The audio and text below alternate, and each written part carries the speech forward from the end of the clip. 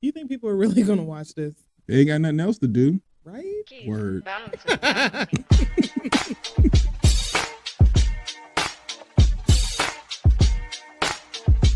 I ain't going on social media talking shit about TDS Radio. I know that much.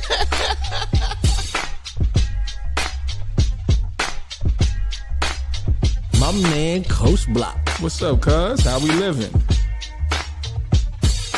You're rocking with TDS Radio.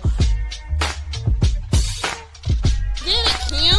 All right. She got a vision, and she want us to execute this vision. Ooh, man. That's what TDS is about today. Ken and Kim are the two dopest siblings that I know.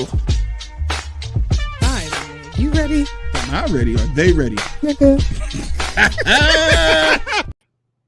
What's up? It's your man, Coach Block, one half of TDS Radio, and I'm here with...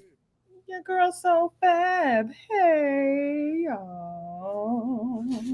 And we are from home. Again.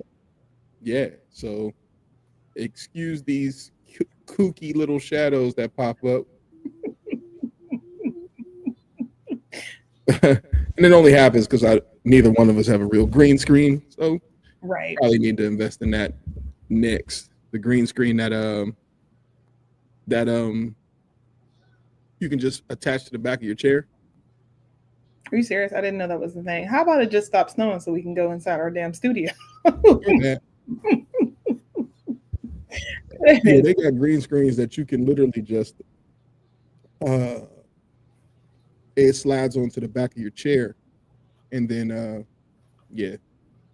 then you ain't got to worry about having a whole big thing. It's like a circle that slides onto the back of your chair.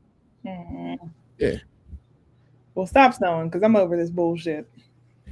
I mean, it didn't snow, but we're in North Carolina, so everything's shut down. Kids can't get their medicine at the pharmacy, the whole 9 yards. Been up since 3 o'clock. Yeah, that. And then a family member of the show, they told them to go ahead and come in late, only to turn around and send them back home super early. So she was scheduled to go in at 11, and then I think it was like 2:30, 3 o'clock, and they're like, "Oh, you guys can leave. Why did you tell me to come in?"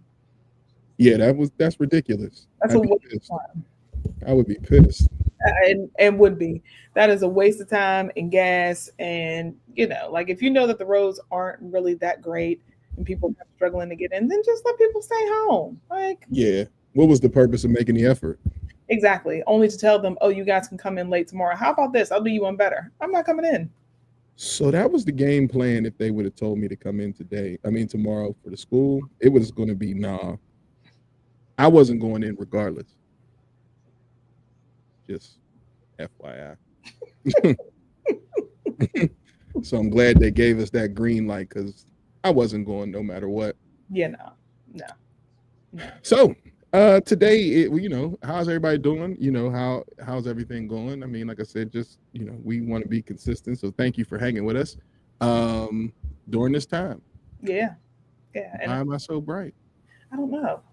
And hopefully next week we'll be back in the studio. Things will be back to normal, so that we can stop all this. Because what? Yeah, because this is wild. And I don't even think my internet here is that great. So it's like, You know what? Yeah, we're just gonna stop this. I'm at home. Deal with it. I can't keep looking at myself like that. It was bothering me. It didn't look bad. It was bothering the hell out of me every time I move around. Shut up. So anyway, let's get into our show. Dang, we don't have birthdays. Well, we have birthdays. I'm gonna do birthdays, and let's go with this. Hold on. Do you have any birthdays today? I don't think so. I have 6.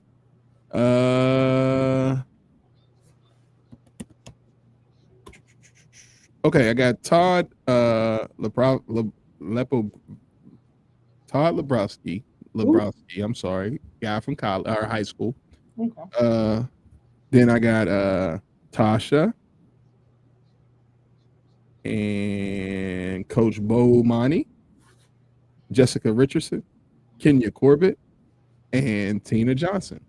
Happy birthday to everybody. So let me give y'all the graphic and just read it because we don't have a song for you. Got to do better for the home situation. And yay! Happy birthday! Happy birthday to you! Yeah. Happy birthday to you! Oh. Happy birthday to you! Happy birthday to you! You're looking good. You're looking fine. And I hope you have a good time. So happy birthday to you. Oh, happy birthday to you. Yeah. Continue to live in a way that makes every day worth celebrating from the Sibs. Clearly, y'all didn't like my singing because y'all came in and left. Hell with y'all. Word. So we have today. So Fab Kim, do we have any entertainment news? No, because the world's on fire. Ah, Sitting president is terrible. It's just yeah. ASAP Rocky is not guilty, so that's a thing. Do you think we're going to get that money that Elon Musk was talking about? Wait, what you mean? Oh, so Elon Musk found $40 million that he plans to give to break it up amongst all tax-paying citizens. And so it roughly equated to be about $5,000 per person if you are a tax-paying worker, employee of the United States of America. So the question is, do you believe that money is going to come? Absolutely not. And then when you say found, what does that mean? How did he get access to this? So I had the story, but yeah, Elon, it's this Doge thing that he is like. So Elon Musk allegedly found ways to get this money, which is crazy. But I got to find the story. But yeah, I just wanted to see if anybody believed that Elon was going to be able to do this. No, not at all. Absolutely not. I don't think he's capable of being that type of person. Yeah, I don't either. So, billionaire Doge, which is a made up position for him, said on X that formerly known Twitter, oh man, why? Okay, here we go. Billionaire Elon Musk said on Twitter, formerly known as Twitter, it's X, that he and President Trump are about to propose for the Doge dividends that would give taxpayers a refund check of roughly about $5,000 funded by the savings from the Department of Government Efficiency. So that's where the money was found and where he came from. So the question is, does anybody believe that money is really going to come? And Absolutely. Then if it did come, what would you do with it? Oh, I mean, something like that. Well, I could pay off my car. And then I have more than enough to probably finally take my trip to Ghana like I've been wanting to do. And then, of course, put a little in savings.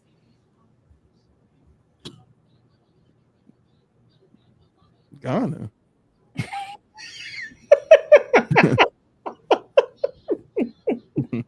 I'm gonna pay bills because it's crazy out here.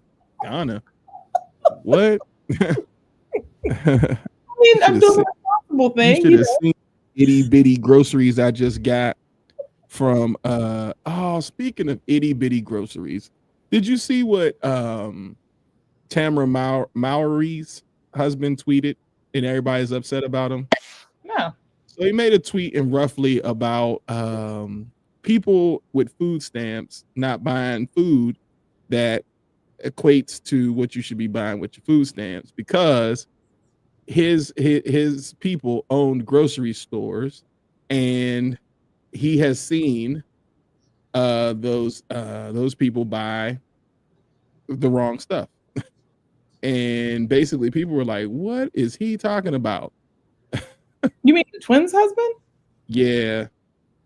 Adam? Yeah, I guess that's his name. Yeah. Yeah. So he's essentially saying, like, what those who do not receive food stamps should be buying, or vice versa. Yeah, like what he has saw people buy. Why is he in people's business? Because his people own grocery stores. He said he owned two grocery stores. I'm about to get the Instagram up right now so that I can read specifically what he said. I don't think it's an outrageous thing to say, because you know why? I was in line with somebody who had stamps, and literally there was nothing of any nutritional value inside of their cart. Just like I told you, the lady behind, or the lady next to me, was like, you and your circus cart of food. So I guess that's what I'm asking. So he's saying that people who are on food stamps should be required to buy things of nutritional value. Well, here's the exact quote. He said, as a kid who grew up in the neighborhood grocery stores since I was 5, I can tell you how many times I saw people come and buy crap food for their kids with food stamps, then open the wallet and use cash for liquor, beer, wine, and cigarettes.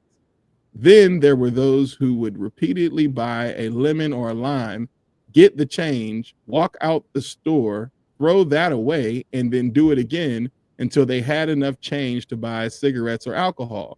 As a kid, it pissed me off because there are some people who could really use the help, and then there are those who are working the system. That's what he said. So he was supporting Trump's administration's idea to ban buying junk food on food stamps.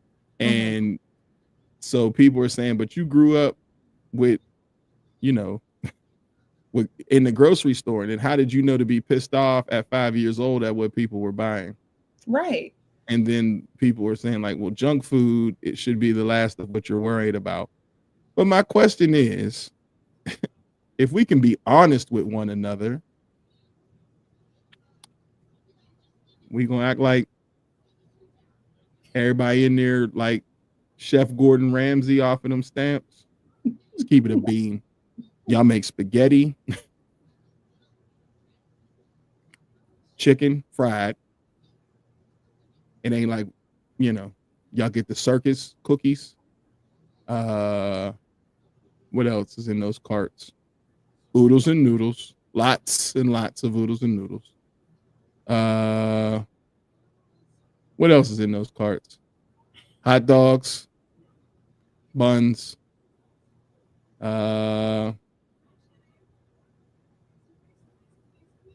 maybe some hamburger meat, something. But let's not act like we ain't seen what he saw. He's not wrong. In a way, I guess, kind of like what the variety bag of chips. Thank you. Yes. Let's not act like. But black people in this selective outrage recently is really pissing me off. You know why? Because people only say what they see. Now, here's the thing. Is it everybody? No. But does it exist? Yeah. So stop the whole, oh, that ain't every black person, but it's enough that all of us know that we've seen it. Well, first of all, let's also make sure that we let it be known that there's more white people on food stamps than there are black. And so that's what one person said, why are we so guilty? He didn't say any race. He just said the neighborhood grocery store his parents owned too. He didn't say black people or nothing. And we was the first one like, why you in our cart? And that's true, because why are we in, And I guess that's the thing too, because I'm like, why do you care? Why did you feel the need to verbalize it and, say, oh, well, this is what I said. Nigga, who cares? We're all struggling right now. And he was just saying that because, Trump's administration is trying to ban buying junk food if you're on stamps, which is WIC. It's WIC. So if you ban the junk food on stamps, then that essentially is what the WIC program is, because the WIC program does not allow you to just put anything on your WIC card. There's specific items that are WIC items.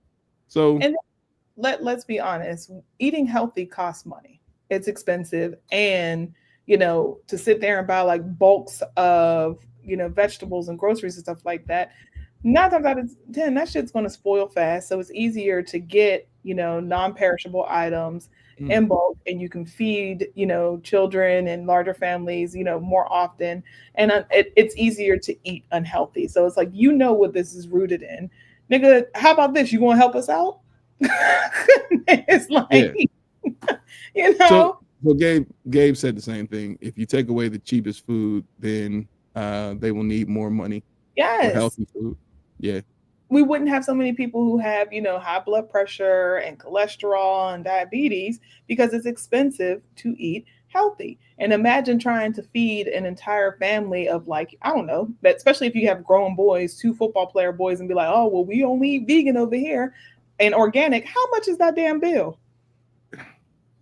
Right. I mean, once again, he didn't say race. I said black people because, and then I know some of y'all, scamming with them stamps. Because let's not act like we ain't asked people to buy some. You know what I mean? Gabe, let's not. We're not starting this today. What do you say? Almost most people with food stamps stay in some form of food dessert. Word. Like, yeah, like the thing about it is, like, and once again, anybody who's watched this show knows that I'm completely against Trump and all that stuff. And I do think like they try to piggyback off of certain things, because let's not act like Michelle didn't work to get all junk food out of schools and things like that. So they try to do their own variations of things, but they consistently miss the mark. They are like the police in a movie where they're always like one step behind the criminal. You be like, man, you know what I'm saying? Running into shit. That's this administration, right? But what her husband, with the twins' husband, said, it's like, man, let's not get mad. Because I'm not going to say we abuse the welfare system, but we all know if there is 100 black people, we each know at least one person, and it might be the same person, but we each know out of that 100, we each know one person that's on it that will either sell their stamps or has sold their stamps. So he ain't lying. And now, Lord's work. Huh? I said, and they're doing the Lord's work. That's what I'm saying. So, and we have seen the cart that got corn dogs, Kool-Aid. What else? What else is in that cart, y'all? Come on now. The good Doritos, not the generic ones that we gotta buy, because the good Doritos is $5, so we gotta go get the knockoff joints. Everything name brand. They got all the snacks and cookies and the little cracker treats. Somebody said crab legs and butter. Right. Like that. Let's not act like the man was lying. We just don't like what he said. I get it, because you'd be like, man, nobody wants their dirty laundry to be called out to the carpet. But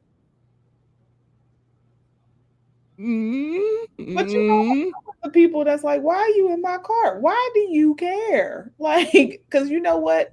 His bad day is not our bad day. So you can still afford to get lots and lots of organic groceries and things like that. I cannot. So the last time I was in, before this time, I was on the phone with you. The last time I was in there was a brother in the back that said, hey, brother, let me holler at you. I said, what's happening?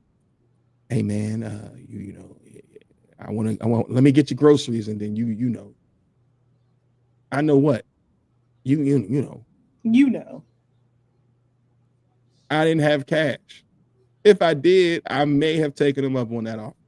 That has happened to me more than just a little bit inside of the grocery store. So what is he? Is he saying it for everybody? No. But is there some truth to what we have seen? Yes. And his people own 2 grocery stores.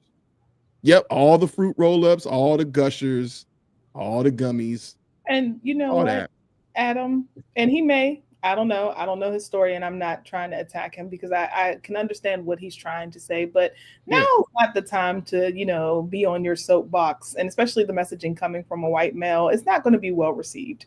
So, how about this? How about if your family actually does own still grocery, chains or stores, whatever, help somebody out with their groceries at least once a week. Take something off their bill, give them $100 credit or something like that. How about talk about that? Like this right here, that just no. Just no. Just no. You Also, know? they should experience that side of life, in my opinion. Some of my work families eat crab legs more than me, and I work 2 jobs, and I'm happy for them every time. Listen. You know, the last sentence after but, I don't think you're telling the truth, Gabe. I'll be damned if I'm happy for people and I'm busting my ass that are eating crab legs. I'm happy for them, and I'm sitting there talking about I gotta go to Applebee's and get a 2 for $20. Use a lie. Niggas, y'all see that's what I'm talking about. Stop it. No, you're not happy for them. You accept it, but happy?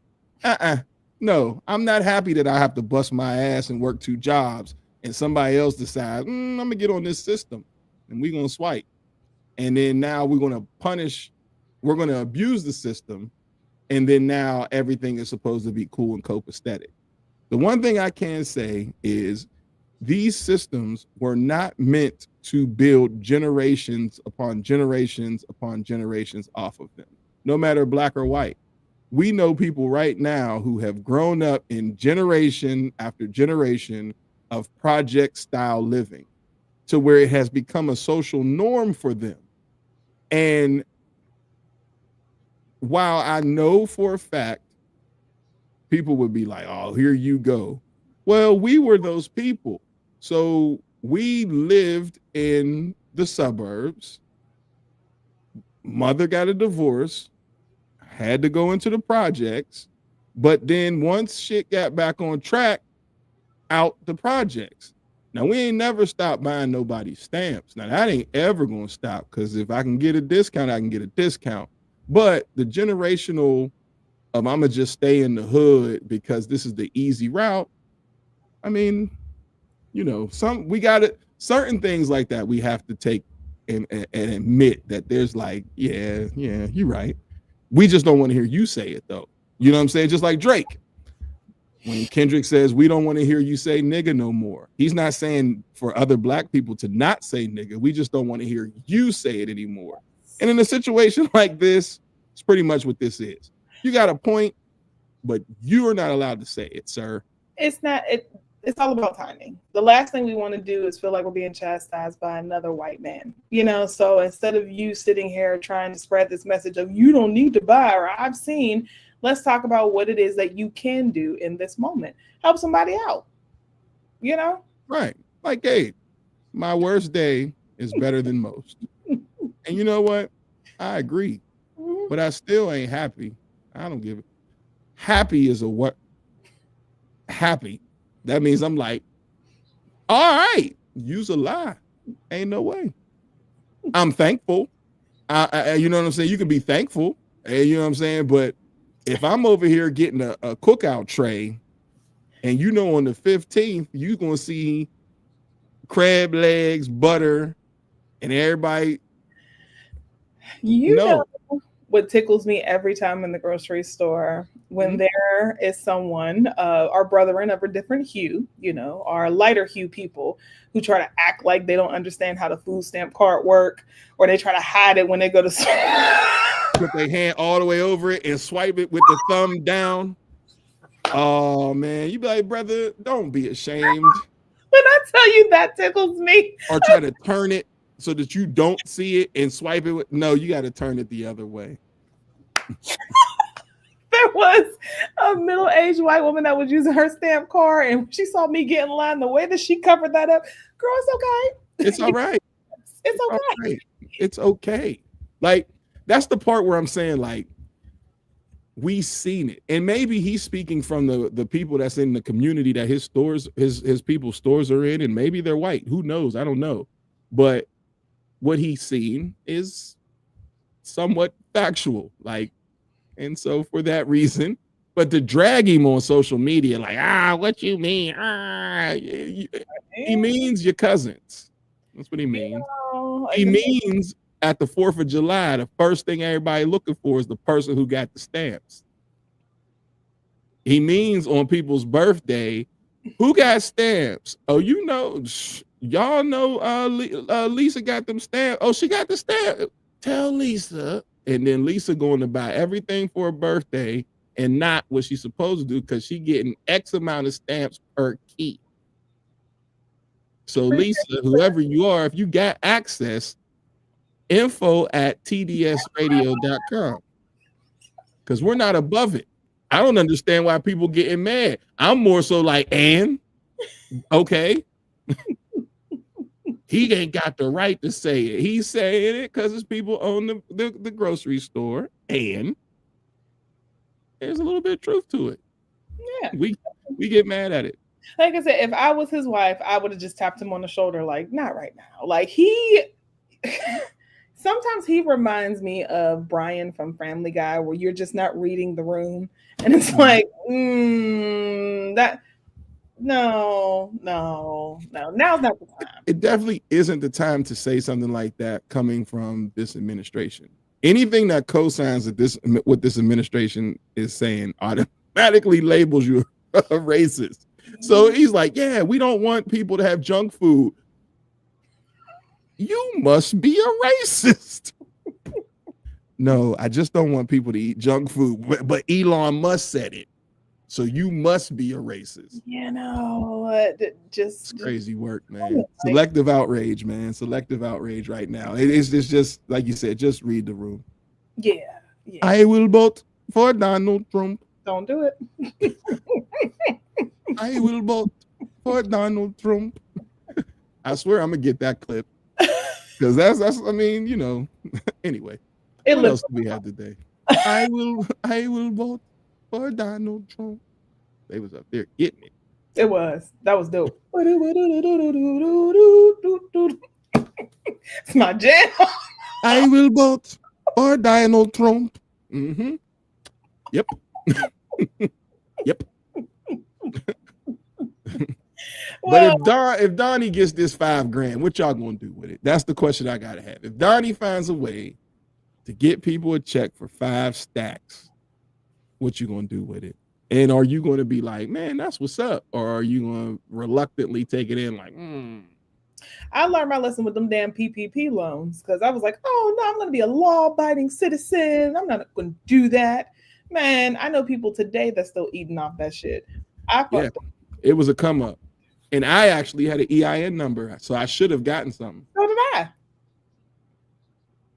Yeah. Speaking of Elon, did you see the video of his bad son in the Oval Office? I would have gotten the ass whooping. Oh yeah, when he told Trump to shut up. What? Yeah, he was talking crazy. Shut up. You close your mouth. The son was he was talking wild to Trump, looking straight in his face, like, shut up. Well. Straight to his face. I guess he didn't vote for Donald Trump. Vote for Donald Trump. He didn't. I loved it. I'm like, man, Elon didn't say a word either. He just kind of like grabbed him to pull him back, but he was talking reckless to Trump. And Trump act like he ain't hear it. Meanwhile, he was looking right at him when he told him, you shut your mouth. Well, you shut your mouth. I'm like, crazy work. Baby Musk on the I did not see that. But I did see that allegedly he has another woman pregnant that's expecting his child, another kid. Who, Musk? Mm-hmm. Yeah. Mm-hmm. Yeah. Okay. So what else do we have? Oh, do you have a letter? Or do you have your yes. Or what do you have? Are these profiles? Yes. So we have a couple minutes before we get into our sexy educator who will be in the building at the top of the hour. And yeah, I have our nightmare dating profiles.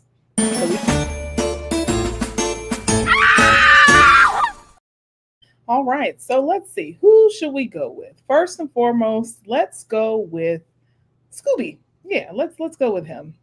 So The nigga we know that owes us $1,000. no, not that Scooby. So this one is from Georgia. He's 31 years old. He said Or this ain't the nigga that owes us $1,000. If you watch the Scooby, you owe us $1,000. he has bigger troubles right now. But this Scooby said he is free spirited. He said, "Please, I don't care how cute you is." His balls off the screen. Like, what am I? No man is looking directly at the screen right now. Like, what are we doing? Well, we're looking at his profile right now. He says, "Please, I don't care how cute you is. If you can't talk, please get the fuck on. Don't make me feel like I gotta run the whole conversation. I can talk to myself if that's the case. I like to ruffle feathers sometimes. LOL. No, I'm not trying to fuck. Let's be friends. I'm also nude, a spin and print model. I do private booking. A sip I'm and sorry, paint. a sip and paint model, private bookings and massages. If you're into BDSM, that's a plus. Very strong minded. This is Scooby. Yes. So let's get a different picture of Scooby, shall Yeah, I we? was gonna say, why do we? Let I me don't go. want to see Scooby's midriff. Let me go ahead and show you what we're working with Scoob. This is the best picture that he decided to put on display for his profile. Boop. This is Scooby, ladies and gentlemen. And Is he a stripper? No, he said that he's not any of those things, that he's a nude sip and paint model. He also alleges that he is a masseuse and says that he does massages instead of saying that he's a masseuse. And he does private bookings. And he's not looking to have sex. Scooby, age 31. This is what we have out here, ladies. This is what we have. All right. And I think, do I have another picture of Scoob? No. Okay. So next we have Kingston. He is 47 years old. Now, he's 5'7". He's from Florida. And when I put his picture up here, I'm pretty sure you can guess where Kingston is. He says, "I'm a very caring, inspiring, and outgoing person whom like the simple things in life. I am very big on family because without a support system, things tend to crumble. Seeking someone who isn't afraid to love, trust, and appreciate a man that has had it rough in the past, but continues to press forward in search of a greater tomorrow." Let's get a look at Kingston, shall we? And then you guys can tell me, where do you think he is? Boop.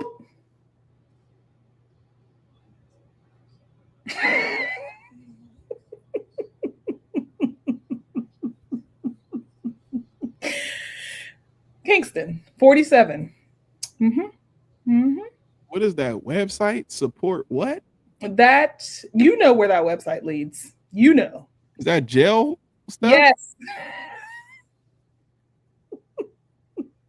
Yes. Oh man. So if you would like to put something on Kingston's commissary while he is out here actively trying to date, you just go to that little website. He's in South Bay, Florida. He's 5'7", and he's looking for friendship, chatting, something casual, and a long-term relationship. Gabe said, "Where are you taking this show?" Off the deep end, Gabe. Off the deep end. This is what we deal with on the regular when it comes to these dating profiles. So that is Kingston. Now we have Sam. Well, Sam says he's 54. He's from Bedford, Texas. He is 6'2". He says he's looking for a long-term relationship. Now, he says seeking a like-minded companion to date on a serious relationship, spending time with myself personally. I will love a lady to enjoy it with me and peg you slowly with a soft. Whoa. Okay, here is Sam. Whoa. Even Mason had to bark on that. What? Here's Sam. Sam, like I said, 54 years old from Texas. Ladies, what is he talking about? He said, I will love a lady to enjoy it with me, whatever that is, and peg you slowly with soft touch, okay? That nigga looks like Donatello. Teenage Mutant Ninja Turtles. Now, see, why 54? Mm, What? 54? Yep. 54 years old. That is that's out of pocket, man.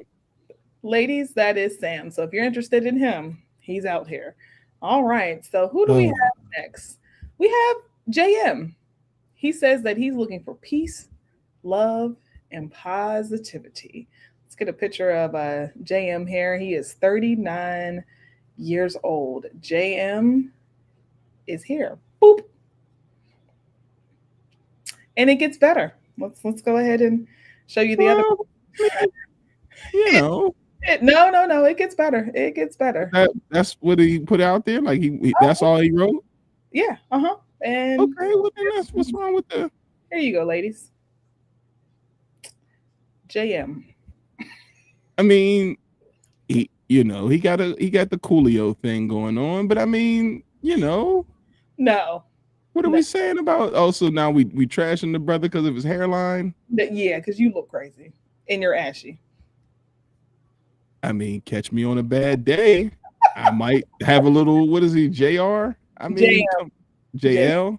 JM. M. I mean, No. there's worse. It looks like he's working, right? He's at school. He works at a school because he got an earpiece in with the school logo and Nike on, and that looks like a school hallway. So let me tell you this: if I brought JM home, what would you say about me? I'd clown the hell out of you. Exactly. So that's enough of JM. Well, I would clown JM. Like, make a choice. You can't wear that, JM. You can't do that. Because I'm just saying, like, if the brother cut his Coolios off, then is he a bad looking brother? I don't think he's a bad looking brother. If he cut that Coolio stuff off his head, that's crazy. Go back to the picture before. What, the one before? Yeah, like, hold on. You gotta know when to fold them. Ain't that what they say? Know when to fold them. Like, this ain't it. Oh, where is he at? Oh, here he is. Hold on. Let's go back. Hold on. I got you. Let's go ahead and bring the original back. You gotta know when to fold them, man. That ain't right. Oh. Yeah, you gotta know when to just let it go, and that's the time. Your whole sides is missing, bro. Yeah. So, ladies, that's JM, 39 years old. If that's your thing, you go for it. You go for it. And who do we have next? We have Dante. Dante is 45. He's 5'9", and he said, "I'm in a relationship with the devil. I'm just looking for some new friends, and maybe I will believe in relationships again." Here is Dante, ladies. He looks like he beats women. Yeah. Yep. And he's out here looking for love. I don't know. But he said he believes in the devil? No, he said, "I'm in a relationship with the devil." Well, where is that? Oh, that's the first sentence. He looks like he might put his hands on women. Yeah. 45? 45 years old. 5'9"? That's why he's angry. There it is. 5'9". I done told you. Little dudes be having some bad attitudes, man. 5'9". I believe in the devil. Okay. Jesus Christ. Now we got Ash. Ash is 36. He's 5'11". Now he's from Michigan.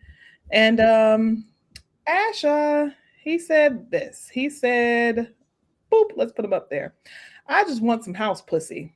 No labels. Hit my Snapchat, Facebook, can be on BS. Ramos, 2024 388. There you go, ladies. It's a winner for you right there.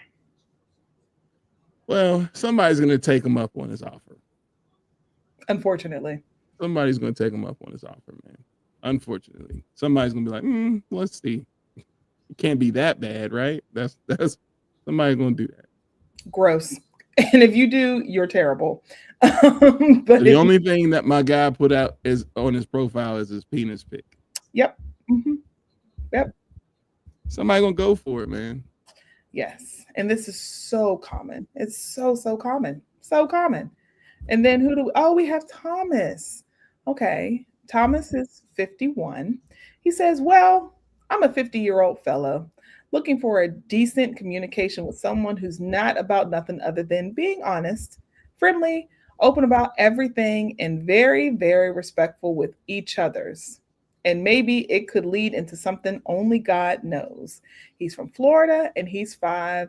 Let me go ahead and get Thomas up on the screen. There you are, ladies. How much money does he have? About $100, maybe 120.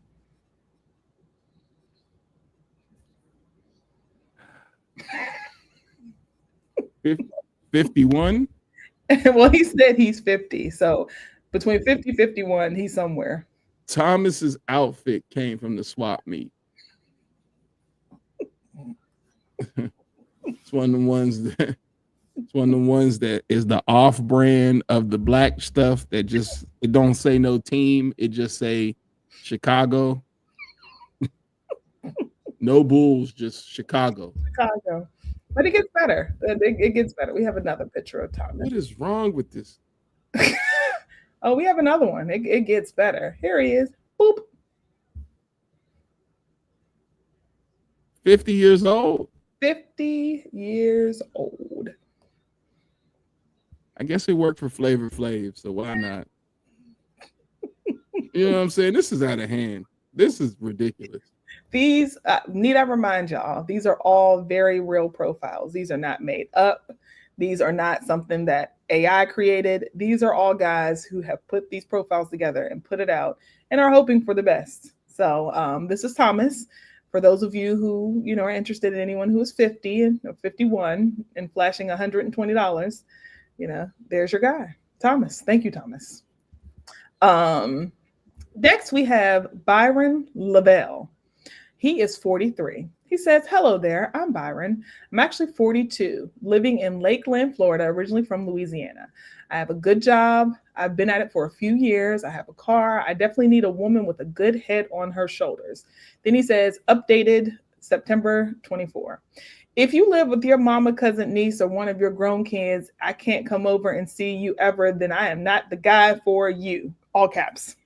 I require a real woman. Please do not match with me just because I am handsome or fine or whatever you think. He is from Florida, as I said, 6 foot, and he is a manager at the warehouse, I guess like one of the Amazon warehouses. And let's go ahead and pop him up on this screen. Boop. This is Byron in his profile. And he said, just because he's handsome and fine or whatever y'all think. Mm-hmm.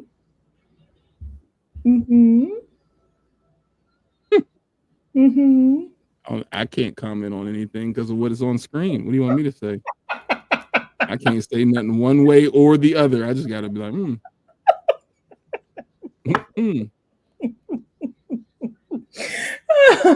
So just in case, ladies, there's your guy, Byron. And then, let's see, who do we have next? Who is next? Oh, Eric. Okay, let's go ahead and put these Eric. Profiles are trash, man. And they're all true. But somebody will go for it. Who's going to go for it? What is this? This is Eric. This is his profile. He says, I'm kind, considerate, patient, the actual patient, a true gentleman in every sense of the word. Playful, funny as fuck. I'm a serious lover and all natural. That means nothing is organic as well. Try me and you'll never have to try again. Message me when you want to come multiple times. Oh, and for the record, I don't need any more man friends. My cup runneth over and I'm a tried and true heterosexual. Hallelujah. I'm really trying to give you the best massage. Any takers? I don't know what any of that is, but he's from California. 20953928819. That's his phone number. Okay, so he put that out there. He's from Fresno, California. He's 6'5", and he is a truck driver. So let's go ahead and let's get the picture of Eric up here. Damn CDLs. Now, mind you, Eric is also 57 years old. So, ladies, boop, there you go.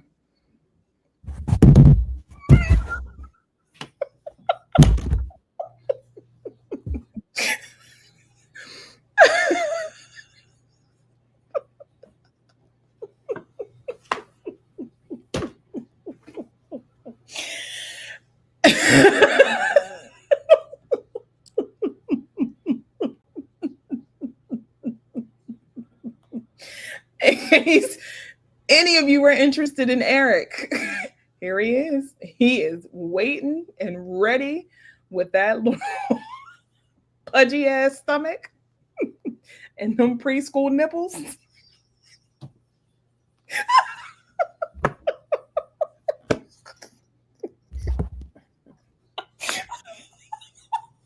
Now here's the thing. Okay, so we're gonna start here. Coach, how awkward do you feel from 1 to 10? I'm at a strong 8 with Eric. Before it was wild, but this is come on. What the hell are we doing? Yes, Eric, please put some damn clothes on. And he looked like he's saying, Shirley, why are you waking me up? Now, here's what I'm gonna say about Eric at 57 that was proud enough to put this picture up there. Mm-hmm. Eric has paid some young girl's bill. And that's why he did that. Somebody out there has taken that CDL money and bought either children's clothes for school, nails have been done. He has tricked off that money. That face is the face of a man who right now could cash app you whatever you may need to get you over, to hold you tight, but you're going to have to do something strange for that piece of change. Gross. And he might say it that way because he looked like he got a couple one-liners for you and don't care because somebody has entertained that shit. Yes. He looks like a confident man that knows this is what it is. This is what you get. Take it or leave it. And there's people out here who have taken it because they need that money. Mm-hmm. Like on Set It Off, where Jada had to sleep with that dude for the money. Somebody did it. Mm-hmm. Somebody did it. And that's wild. I'm just looking at his blinds in the back. No curtains, straight project blinds. He got that 1980 bed cover sheet with the marble shit. You know what I'm saying? Remember everybody had those on water beds? Yeah. Remember water beds? But I told you that when he was on the phone. I ain't seen that fucking bedspread since 94. Man, that old ass headboard.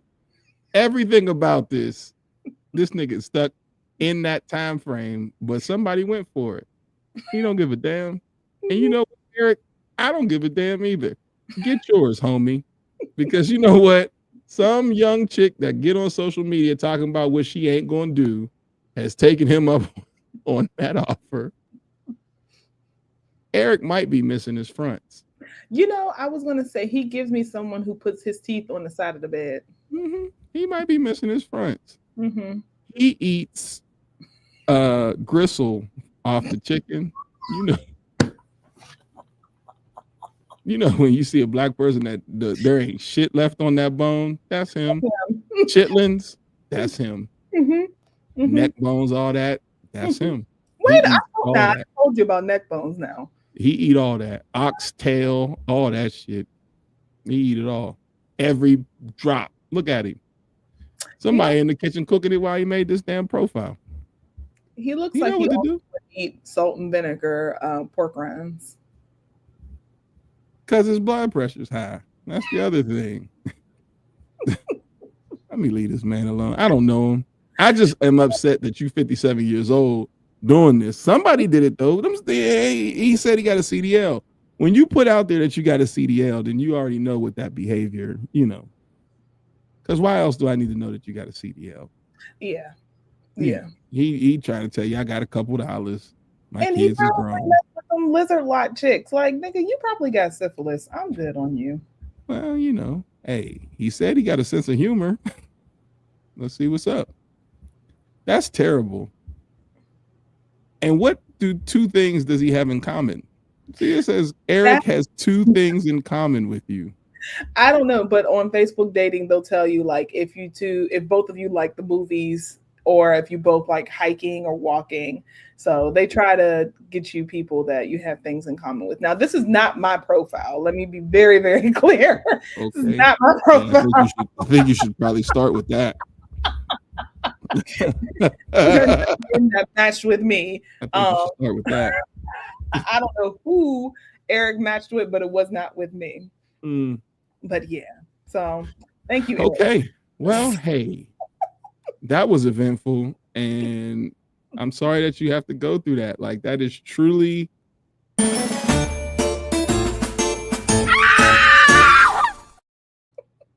unfortunate. It is. Mm-hmm. And please, there will be more next week, because you think that it's just the black guys? Oh no, the white guys are even worse. I bet they are, because there's a sense of entitlement that goes with it too. Yeah. So there will be more profiles, so make sure you guys check back next week. Wow. Mm-hmm. That's deep. Wow. Well, let's go ahead and switch gears.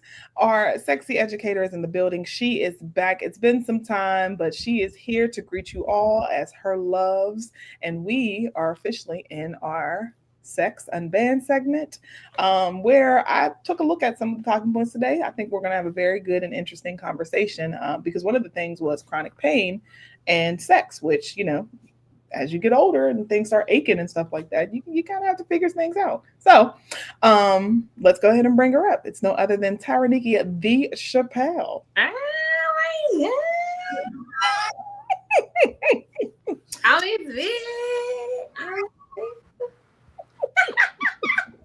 Hey y'all. What's up? Okay, how you doing? Oh my God, it's been so long. I know. Oh, nigga, I do it the new way. How you do it the new way? Wait, how was it? Oh, yeah. I feel like I'm throwing up hand signs or something. I don't know. Oh, there you go. Is this it? I don't know. No, it's like it in my heart. Take it or leave it. I ain't got time for that shit. I tried. There we go. I tried. I did my best. Mm-hmm. I'm hip. I'm with it. That's an awful feeling, like when you think about stuff like when you realize, like, damn, I'm that old person I was joking about. You're like, damn. Yeah. It's me. Why you so saying shit your parents and grandparents saying, like, shut the fuck up. Because I'm telling you, everybody's hooting and hollering. Everybody. Girl, listen. In a heartbeat, I tell you, all that damn racket, shut up. And my personal favorite that you say, hussy. Yeah, you fucking hussy. Girl, I'm gonna say, this is how I felt. This is, you know what? People make you feel real old. It wasn't even my child that did it. So it's my one of my best friends, her child. And I was talking to her and I said, little hussy. She said, hussy. She said, I love that. I have to use that now. I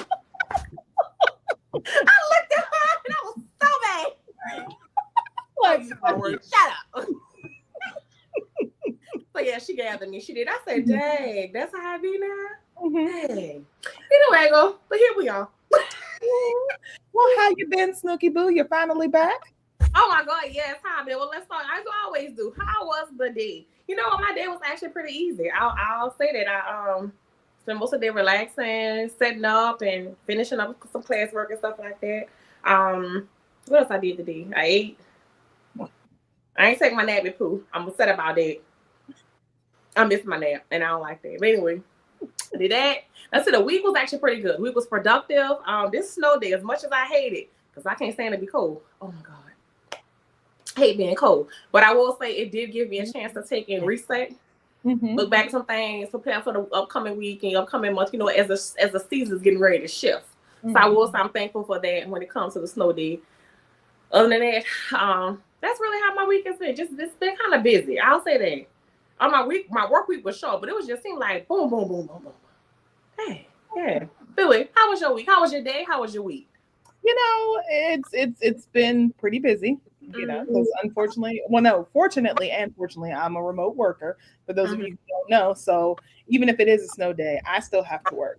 And it's been nonstop, but there's been good things that have been in the mix. So I'm not going to complain. We just want to keep it moving. Nice. How about you, Coach? How was your day? How was your week? Great, because I ain't dealing with them badass kids. You know what? That's right. I'm so happy. I was telling Kim in the car, like I know parents is mad as hell because they keep canceling school. Listen, you know it's what? Okay though. I get it. Look, y'all need a break too sometimes. Yeah. Sometimes y'all need it. Yeah. So I'm happy. We only had one day of school this week, Tuesday. I know that's right. They said don't worry about it. All the rest of the week you out. Yeah, I'll take it. I will take it. See y'all kids. Yeah. See y'all asses on Monday. Yes, but I love it. It's good to hear that. I'm glad you both are doing well. Yes, I am back and I'm excited. Life happens, and that's just the truth. It's one of those things where you put too much on your plate, you feel like you tell yourself, I can do it all, I can manage all. You can until you can only do so much before something falls, right? Right. Or you no longer have the time and the energy, and you can only give so much to yourself when you have run out of everything. So it took me the time to sit back and reflect, replenish, reset, all those good things. I'll be back to social media because I took a break from social media. I ain't post nothing. I ain't say, hey. I feel like Prince. I just fucking love. I'm going to show back up and say, hello, world.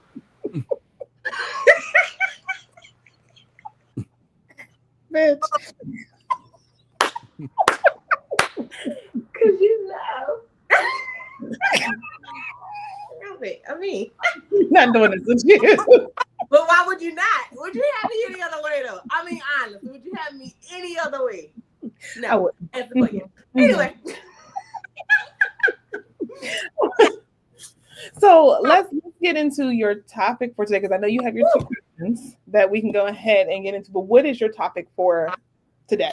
Yeah, so today's topic is raw and real sex, the mind and pain. So I want to talk not just about, talking about pain and talking about sex, but some of those things that go into it. And I feel like over the past, because we've been doing Sex on Band for almost 2 years. Mm-hmm.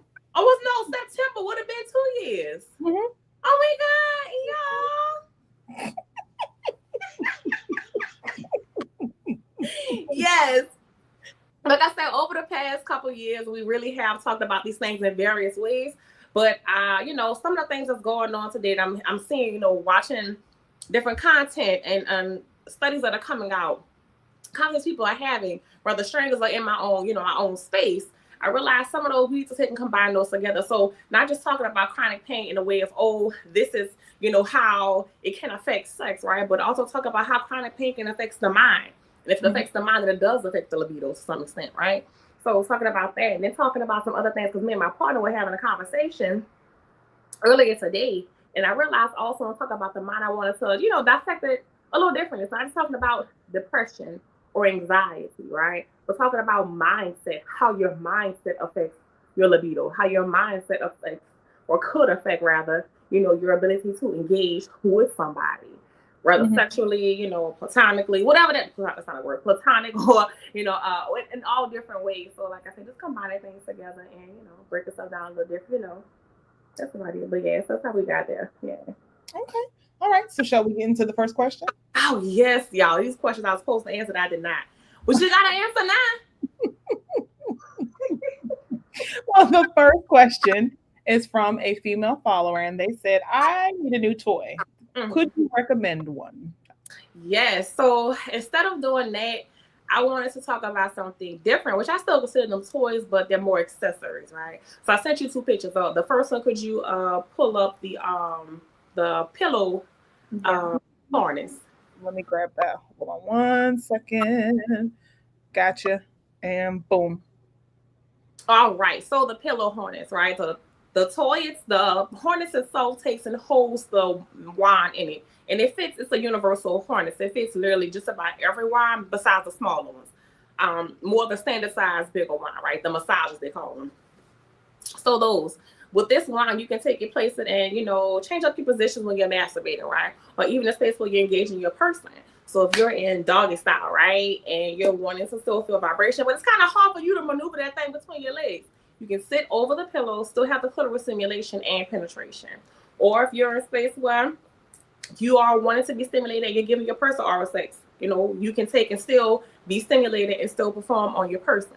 So I think this could be something to take in as an additive. Like I said, they're accessories to take and add and make things different. So instead of recommending the newest toy, I wanted to add that one. Also, the second one that I would recommend too is the strap, the position strap. Okay. So this one is it's marketed as the doggy style strap because they're kind of everywhere in various forms. But this one here, the longer black piece that you see goes over the waist, take over the head, over the back.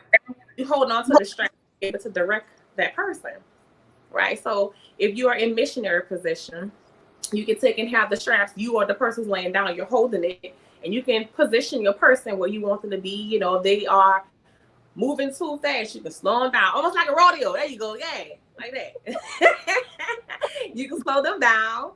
You know, for those who are giving oral sex, you can take and hold that person's head. That's rather, you know, cunnilingus or fellatio.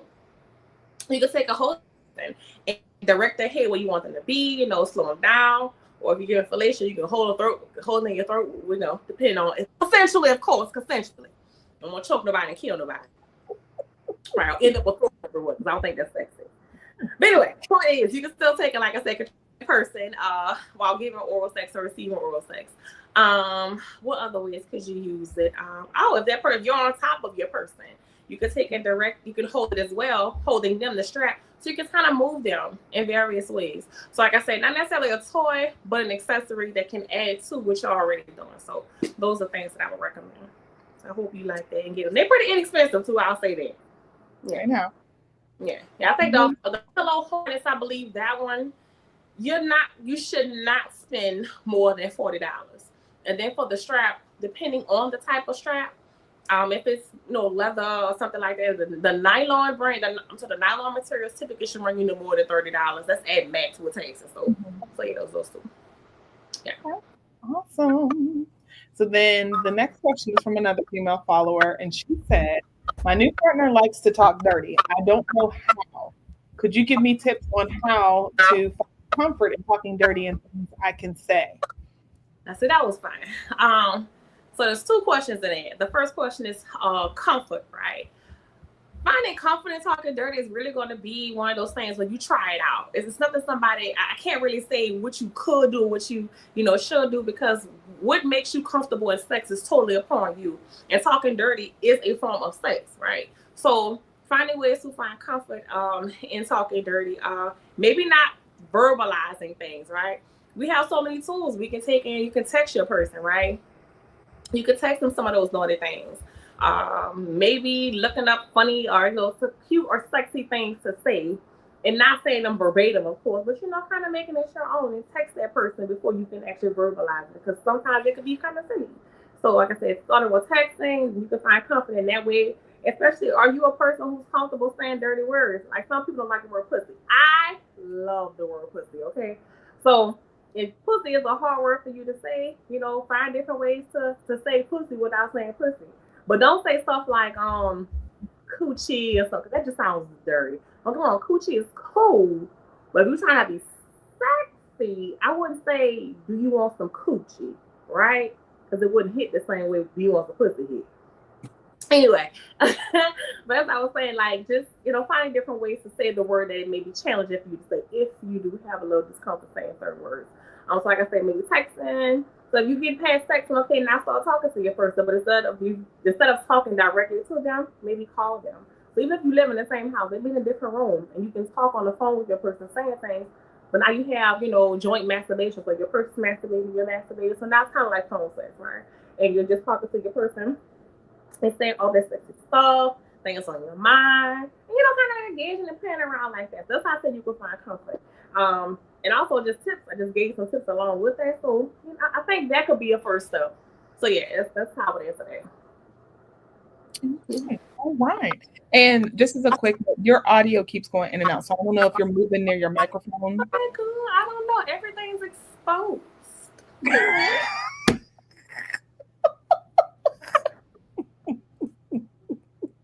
Really?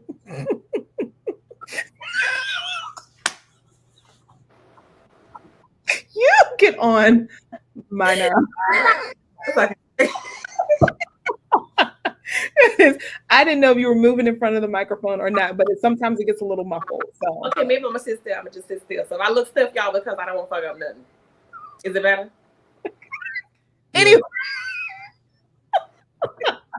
Anyway, let's go into the topic at hand. It looks like the first section is about chronic pain in sex, and you have a couple of things here that I think affect a lot of people, especially without their knowledge. One of them being like arthritis, fibromyalgia, endometriosis, and fibroids, which are things that consistently plague the Black community.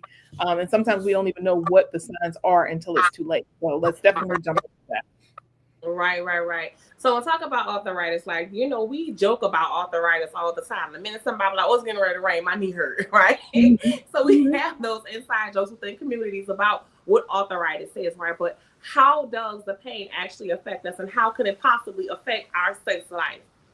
Whether you are partnered or single, if you have joint pain, trying to masturbate is crazy. Like myself, like I said in last week on Ms. V show, I deal with carpal tunnel. So you'll probably see me throughout my show, anybody's show, you'll see me stepping my fingers, moving my wrist, because it's an irritant, right? So like I said, talking about joint pain, again with arthritis, if you're in pain, trying to stimulate yourself or stimulate a partner, it's too much. Like say your knees, right? A lot of positions that we are in, engaging in intimacy require us to have our legs bent to some extent. Whether you're sitting, laying, standing, at some point you're using your joints, so it can be challenging to be able to engage when you're in pain. Rather, like I said, so elbows, like all those. So let me go back. So with arthritis, is going to be a condition for inflammation in the joints. Am I going out? We still good? No, you could. Because I'm doing this, I want to make sure I can stay hit me. Okay, good. All right, boom. So, like I said, yes, inflammation in the joints, and that's going to be rather in, like I said, fingers, your wrists, knees, elbows, wherever there's a joint, that's possible to have inflammation, in those joints, and it could affect your sex life in ways where if you're uncomfortable all the time, or you're in pain all the time, and constantly having to take medication, the medication can affect how you're feeling, right? And you're with your person or with yourself and you're wanting to engage, but it's just too much. And sometimes depending on your level of pain, it can be too much where it's just like, I would rather not, right? So how do we engage those spaces? Having those conversations with your physician, we're talking to them and not just talking about pain management, but different types of pain management, right? Because what I'm finding now, I don't know if y'all have noticed this, and I know we've said it over the years, is this increase in pharmaceutical, but big pharma, that bitch is booming. When I tell you just about every 3 commercials, and I'm not a big TV watcher, but every 3 commercials, it's a pharmaceutical commercial. And I'm just like, dang. So what conversations are we having in the doctor's office? We're talking about pain management, right? Is there other ways to talk about holistic health? We were talking about moving the body. How can that help us? And also with doing that, how do we take and engage those intimate spaces with self and with our person? So, if you're in pain, how do your person, if you're on the receiving end, with this individual where they're in pain, how do you engage them in a space where it's loving, but you're also explaining and expressing how this is also making you feel?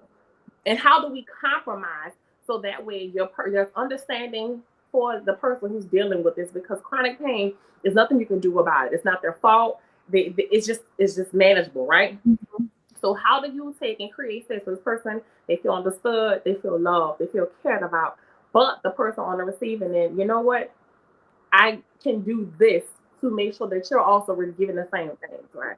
So, like I said, with arthritis, it's just one of those things where it's kind of challenging because there's no cure for arthritis.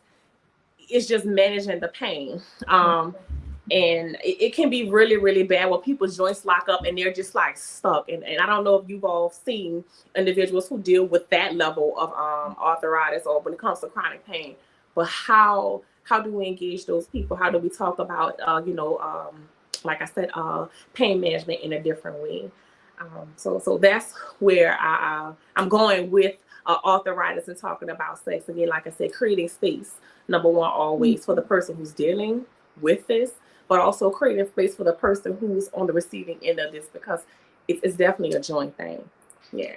And I think piggybacking off of what you said and what we talked about during on TV show of just, using her products that are safe, they're topical, so nothing's going to enter into your bloodstream, but it's all about relaxation and essentially getting that inflammation to come down. So, you're feeling better and things become more enjoyable, but also feeding into the experience of there's this lotion, there's this oil, I want to be intimate with my partner. Right.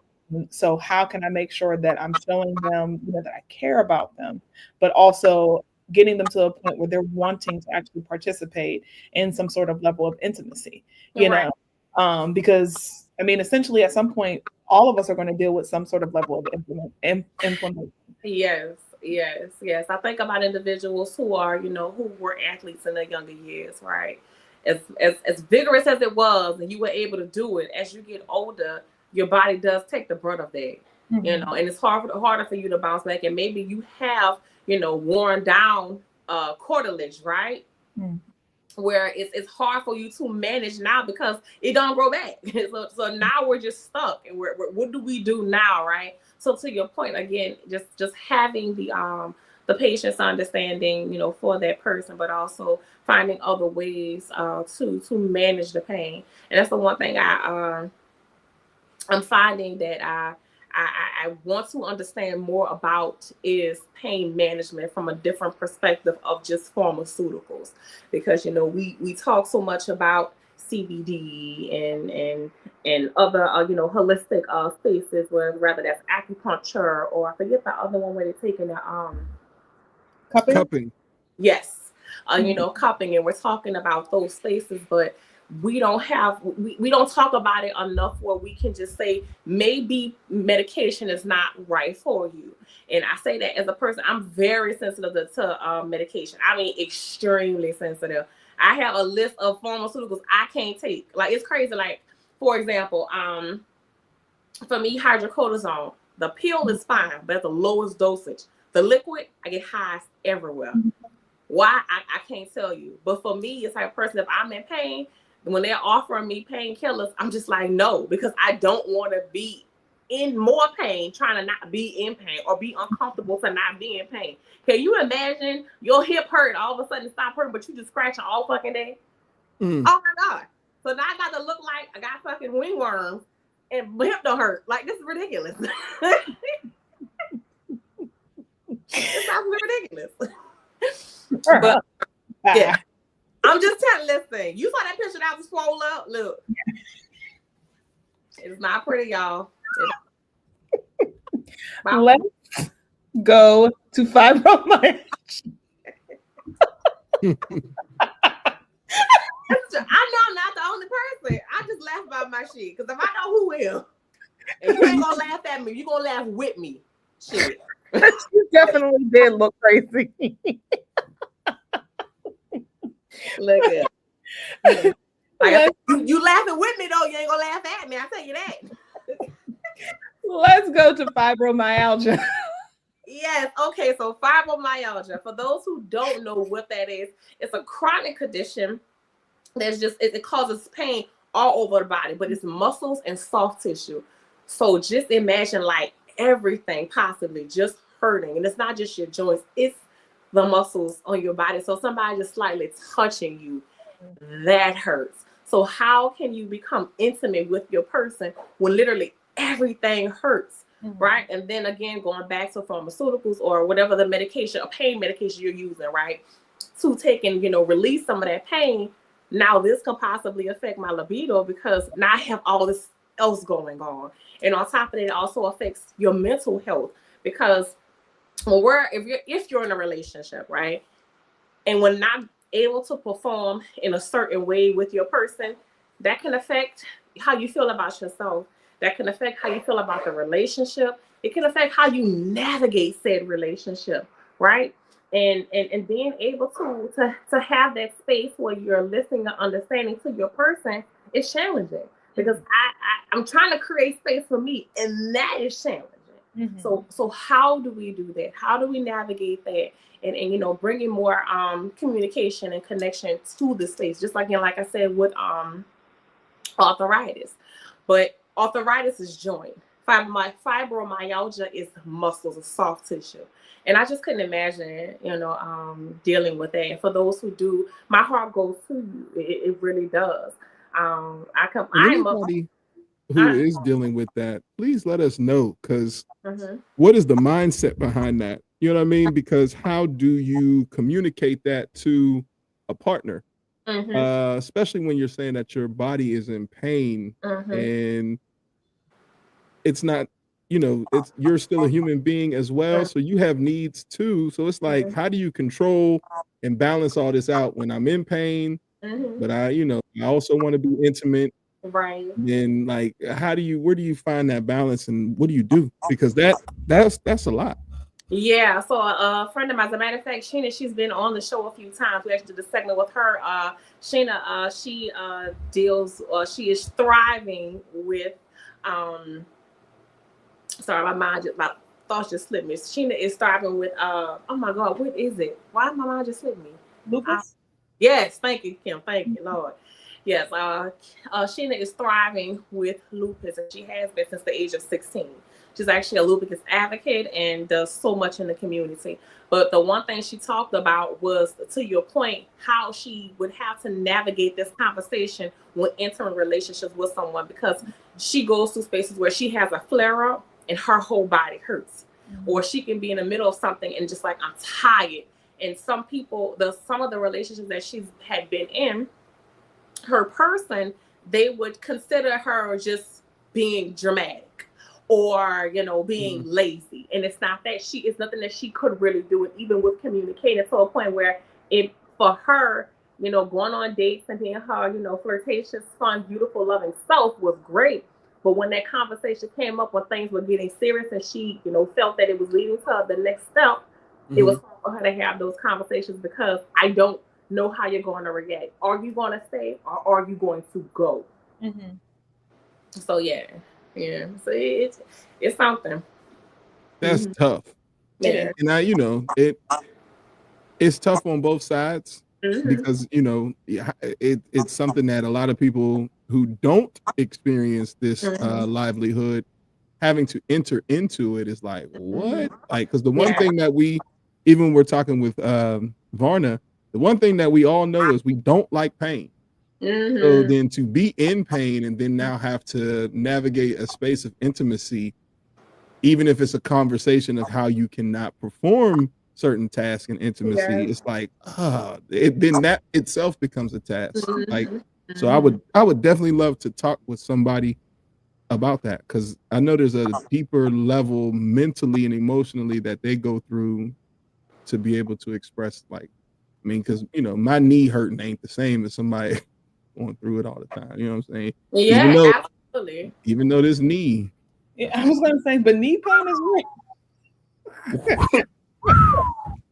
A knee. While you work. Hit that ibuprofen 2-3 hours before, just to make sure to oil that thing up. Yes, but yes, it can be easy. You ain't supposed to say yes to that. That's not what I'm supposed to say. No, that's like, yes. You are not that. No, that's a no. Okay, well, listen, no. It make you feel so old when you got to do stuff like that. You doing what you need to do to get what needs to be done. Boom. You are a responsible partner. Okay, an old ass responsible partner. Either way it goes, responsible, and somebody please. So I said, job well done. You know what's funny? There's a person I know, speaking of chronic pain, that had and he got involved with the lady who had a bad hip. And the hip wouldn't move. And I was so intrigued, like, why y'all do that to me? I was just intrigued because if she suffered from chronic pain and she couldn't move her hip, what did y'all do?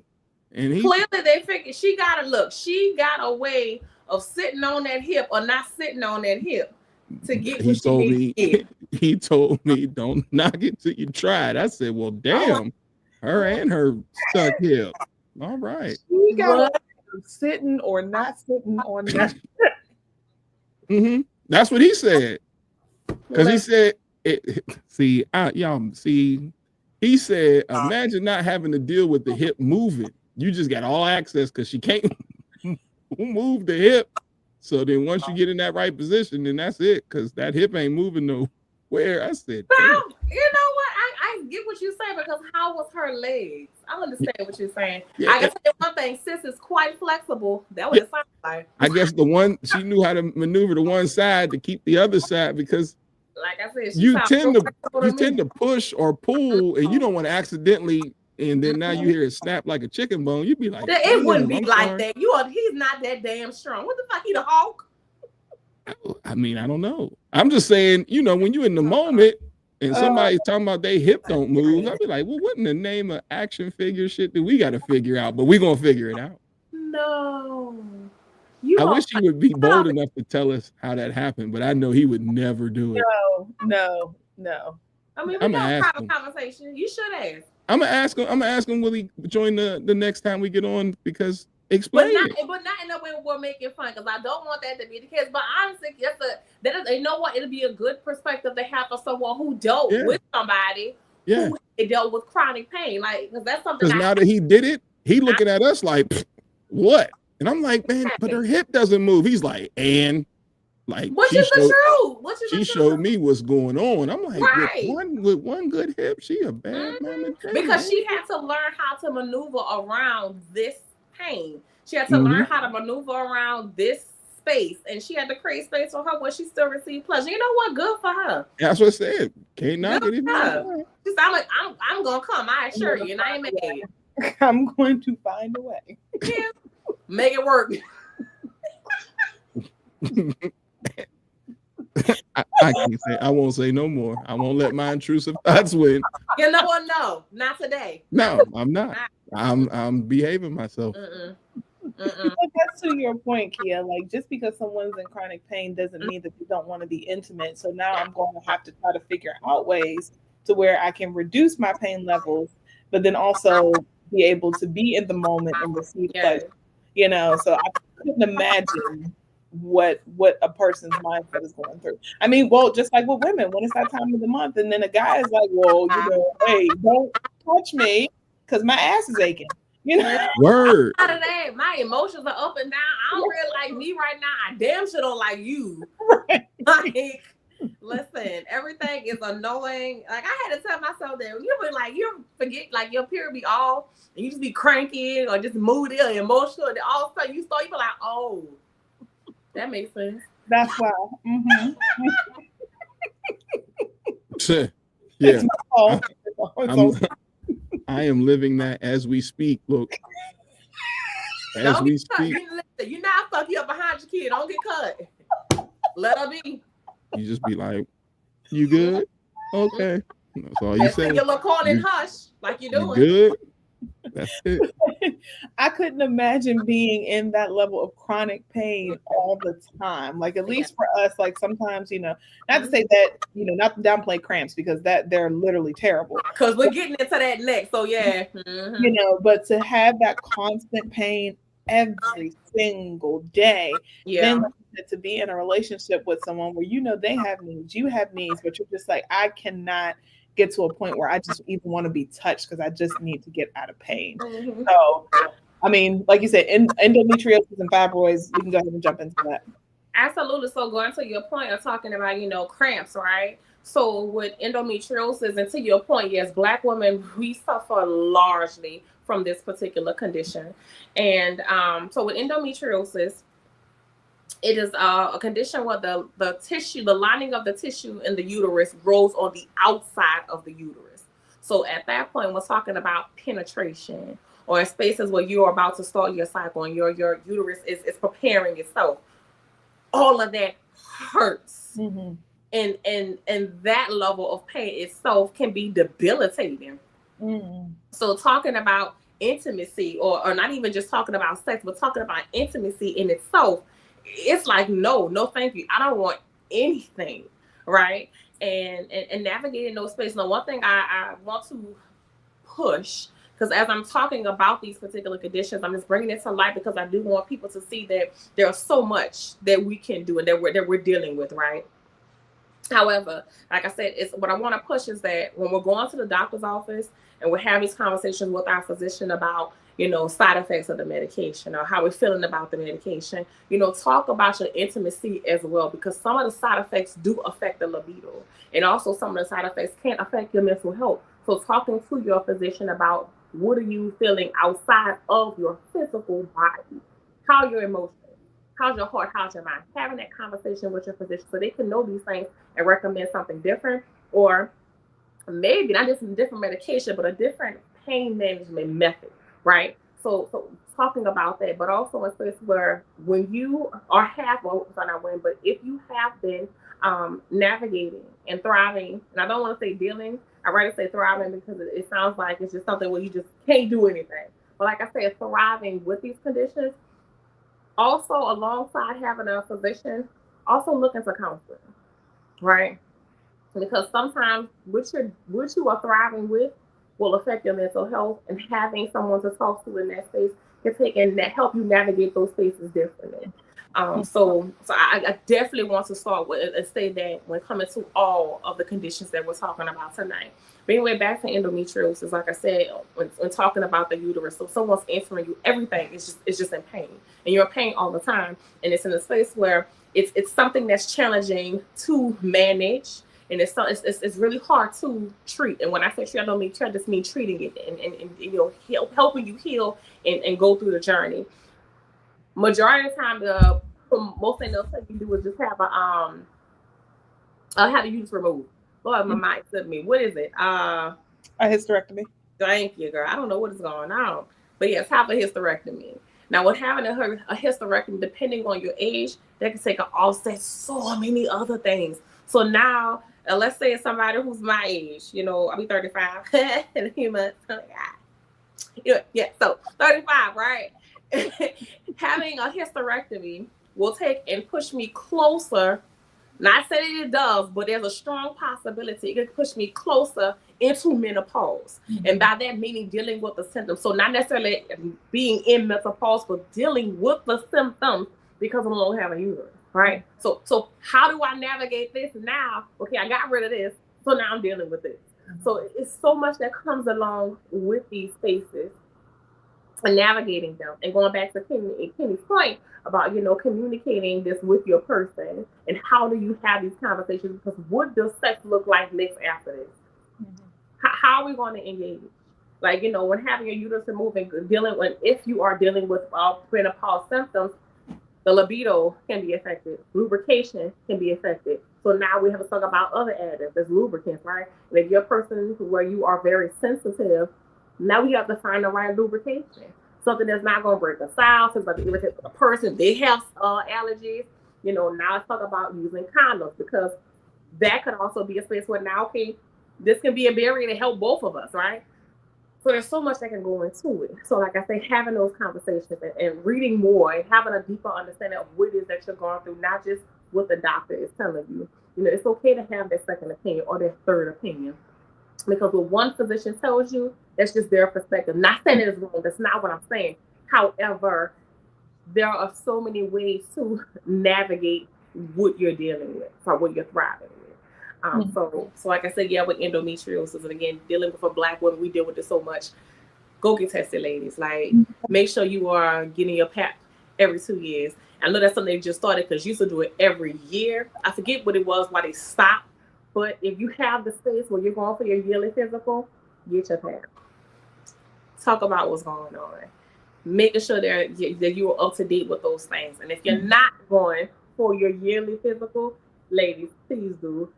If you are someone who unfortunately does not have health insurance, where you cannot there are so many programs within the cities where you can go to public assistance and actually get some health care. I don't think we talk about that enough also, right? Because I do understand that healthcare is it's unaffordable for some people, and even talking about Medicaid and those other spaces. But there are spaces, like I said, where your communities they do offer free health care in some of the human services. That what Mhm. they say. So like I said, you do have those spaces you can to take an outreach. And if not, you have different organizations that are doing things who can find resources for you. So just know that the help is out there. And with so much going on that we're dealing with, health is wealth. Mhm. Especially when it's coming to our reproductive system, ladies. So please, please, please, please, please check in with you and stay on you. We talk about guys all the time. We do, because y'all don't do right either. A lot worse than us. But some of us, we don't do enough with our health. So like I said, yes, making sure we're doing that with endometriosis, because for Black women, we deal with it so heavily. And some of us are in pain and don't realize why. Some of us teenagers dealing with heavy periods, and our grandparents or our mothers, aunties, or whomever those mother figures were for you, they didn't have the knowledge and understand that this is not the norm to be in this much pain. It's not the norm to bleed this much, that there is something else. So like I said, and also for that too, with that being said, moms, if your child or whomever your mother figure is, like I said, go ahead and tell them, hey, can I go, like, let's go to the doctor, let's talk about this and see what's going on, because again, you should not bleed heavily every month, and there is a certain level that you should not be bleeding as much. You shouldn't be in excruciating pain, right? So like I said, let's talk about it and find those doctors and go deal, talk to people about it. So I do want to say that when it comes into endometriosis, I think it is the celebration is coming up. Well, dealing with, because of DEI, she might not be able to celebrate that either. No. This is not supposed to be political. I apologize. Thought about that. Like, well, we'll just know we'll celebrate it in the heart and out loud with ourselves. How about that? Oh, what women's International Month, or what? Yeah, but endometriosis, it actually has a national month as well. Okay. Mm-hmm. Yeah, I think it's March if I'm not mistaken. That's why I said that. Oh, it's coming, and then I said, well, I can't celebrate the coochie no more. Celebrate a month or so. But like I said, we're gonna celebrate and go see it. Get all the pussies checked. Everybody. So one thing that I do want to talk about before we run out of time too is just our mental state, because there's a lot going on. We've been dealing with a lot, and I think people oftentimes joke about COVID, but it's like it was only 4 or 5 years ago. There's still the residuals from that, where people are having issues, the day-to-day political news, social media, all of that can take effect to a person's mental state, and oftentimes that could be one of the reasons why, women aren't in the mood, why men aren't in the mood, any sort of, like you said, illnesses or health or anything like that can really affect your mental state as well. So what are some things that you can suggest to people, especially when it's like they know something is wrong mentally, they know that chemical imbalance is there, but they want to be able to not only, make sure that they can pleasure themselves, but then their partner as well. All right. So this goes back to, like I said, communicating first with yourself, to your point. Okay, what is going on? And like I said, this kind of leads into the conversation me and my partner was having earlier. And like I was telling her, change doesn't happen instantly. It's gradual, right? So it'd be those little small things that you're doing that you don't notice that it's something's going on, until it's something so drastic where you realize it went from being this to now it's this. So in those moments where you're starting to notice that you're not feeling as happy as you used to feel the weeks prior, or you're finding yourself not enjoying certain things that made you so happy, you are realizing that there's just something off, right? And also realizing that trauma, as much as we use the word, it's different. It means so many things. Like, if I stomp my toe, you stomp your toe, we're going to feel about it different. It could be more traumatic for you than it can be to me. Doesn't minimize the fact that it hurt, but it's just different. So like I said, in those spaces we're talking about it, like, again, I'm noticing something different about me. What is it that I'm needing? Should I outsource to my community? Can I talk to my community and be like, I need a hug, or I need to just vent, or whatever that looks like? And if you can't get that from your community, or if that's not enough, what's the next step? Would that be church for some people? Because talking to your spiritual leaders, that can be something that can be helpful for you. If that's not enough, okay, you know what, I've done that. Let's talk to my doctor. So if you're going to your physician, at that point, okay, it's still the same thing. You're trying these different things. Okay, you know what? Now let's talk to a therapist, because sometimes that could be the next thing. And sometimes it's not psychotherapy. Sometimes it could be, you need to talk to a psychiatrist, and maybe there needs to be other additives. But there are different routes to go for that. But my whole point of saying that is taking those steps, because I understand for us, as much as we talk about mental health, and we're talking about it, yes, we are, but I feel like it's being glamorized in a way where everyone is like, okay, something's wrong with me, so it's great. No, find a community in those spaces where that something's wrong with you. That is great. It is. However, what are we doing? And I do understand that we are recognizing that, but also I want to recognize too, and us to recognize as well, we still aren't outsourcing therapy and counseling in ways that we really could and should, right? So understand that maybe going directly to a therapist is not for you, but there are steps you can get to it. So like I said, you don't have to, you're feeling sad, you don't have to directly go to a therapist unless you just need it. But like I said, go to your community. Your community give it to you, okay, maybe a spiritual leader. If not, then again, climb those steps until you realize, what, maybe this could be the next thing. And that can also help you find comfort in talking about your mental health in a way where it can be long lasting, because so many people will engage in mental health services just for somebody to listen to them cut like a plane. Sorry, for someone listen to them to vent. They're looking for somebody who will listen to them vent, who won't say much, who may give advice that I ain't got to listen to. But now you just spent $150 at minimum to rent, and now what? So like I said, it's just finding comfort in ways where you can engage your mental health for you. Well, it'll be long lasting. So I will say that. And then also have so many resources. As a matter of fact, if we could post those 2 resources for mental health, well, people can see them, because that right there is national. So you can find free mental health, whether you're dealing with substance abuse, mental health, suicidal ideation, suicidal thoughts. Like, you can find these 2 websites will give you resources to your communities in all of those different spaces. I didn't want to just say North Carolina, but I definitely want to find something that's national so people can go to wherever you are and find the help that you need. So yeah. So those spaces. Let me ask you, actually, both of you this, because the one thing that, because Coach, you work in mental health as well. Both of you do. What I don't want people to also ignore is that sometimes hypersexuality can be some level of mental illness as well. Where people are, constantly just having sex. But deep down, there's something going on there. And can you guys kind of let us know, like, what are some of those signs that people might be missing? They may just be saying, oh, I have a high sex drive, but really you're just masking a deeper issue that's there. To be quite honest, having someone to recognize that for themselves is going to be challenging, because they're going to associate it, as you just said, I just have a high sex drive and I just haven't found the right person to take and stimulate me this way. Or a lot of our society, don't get me wrong, I believe sex should be had in a consensual way, whatever way you and a consenting person desires.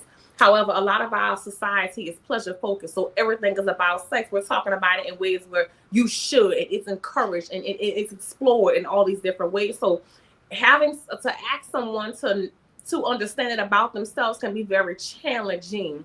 It's going to take for someone on the outside to sit that person down and say, hey, I've noticed this, and give them a different perspective. So yeah, you're receiving this pleasure, but what else? Because this is a healthy way of engaging casual sex, and there's an unhealthy way to engage casual sex.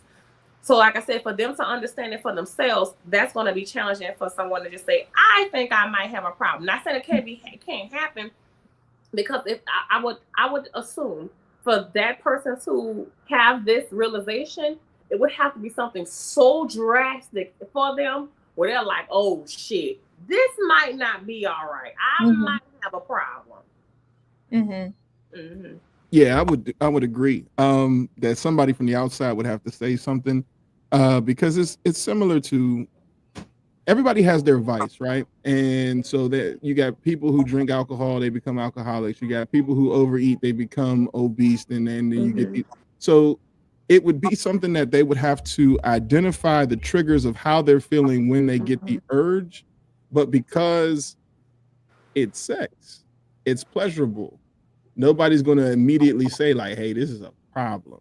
Like, you know, I actually know somebody who said like whenever they were stressed out, that was their stress reliever. But rather than deal with what they're going through, they have sex and it was like smoking a joint for them. So then now it's like, but they're really not ever dealing with the issue or the problem. But that's no different than somebody who actually does smoke or does have a drink. And most of the time with any of those afflictions, somebody from the outside is the one that says like, hey, you might want to check this out. And then you go through your stages of denial until when, like Kia's saying, somebody gets sick, or now you've developed some type of chronic illness that now you have to address it. So I look at it no different than someone who may have an eating disorder or something. Like you'll sit there, we'll watch something like My 600-Pound Life, and we're like, how can these people keep eating? And it's because in their mind, this is how they solve whatever vice they got going on emotionally. So it is very much the same way. Yeah. And I'm going to go ahead and put these resources back up here. But I do think it's really important, like you said, that pain is on multiple levels, not only just physical, but mental. And like you said, finding ways to get out of this pain, especially when it is chronic, because all of us are experiencing something. Like you said, if it's not mental, it's physical, and it's tough. It's tough to try to figure out, like you said, even like you said, Kia, like, okay, well, if I find a drug that works for me, then I have to deal with side effects. And so then not only am I dealing with the pain, but I'm dealing with the side effects that, you know, the medication is giving me to, you know, relieve the pain. And it's either messing with my libido or it's messing with my mental health. And then now I'm spiraling because, okay, well, now I have to go to therapy, or now I have to find another medication to deal with the side effects from the medication of something I'm experiencing. So it's a lot. So, you know, quickly, I guess before we run out of time, how can we just summarize some things to ensure that people take care of themselves and also keep their spirits up? Right, and that's one of those things we talk about all the time, is just having community, right? So not just your person that you're engaging with, but also those outside of your person, whether that be your friends, whether that be family, being able to have open and honest conversations with people who are open, right? And willing to listen, to hear, and understand, not to respond. So finding community and having community, also communication. It's going to require you to be very communicative about what's going on with you, because only you can advocate to the max for you, because you're dealing with all of this. You're experiencing all of this. So those on the outside can only help as much as you're willing to communicate. And if that's a challenge for you, finding ways where you can communicate where you're comfortable, because coming out and just saying, I'm in pain, I understand how that can, lead to you feeling, annoyed with life, feeling less than, and having all, those self, leading to low self-esteem in certain areas, right? So like I said, being able to find ways to communicate on a comfort level for you, with your person in those community. Outside that, like I said, I cannot stress enough, when going into your doctor's office and you're having these conversations with your doctor, not just talking about what you're thriving with on the surface level. Again, talking about what your sex life is, because they're not going to ask you these questions. Unfortunately, our medical system is not designed to see health in wholeness, and understanding that a healthy sex life is a part of that as well, right? So having a conversation with your doctor, like, hey, yes, I'm dealing with this, or you know what, the medication's working. However, I'm feeling this way. What is it that you can recommend? And if you can't recommend, okay, do you have an outsource? Who could you recommend that I go talk to, right? So that's also a part of your communication, also a part of your community as you're thriving with these conditions.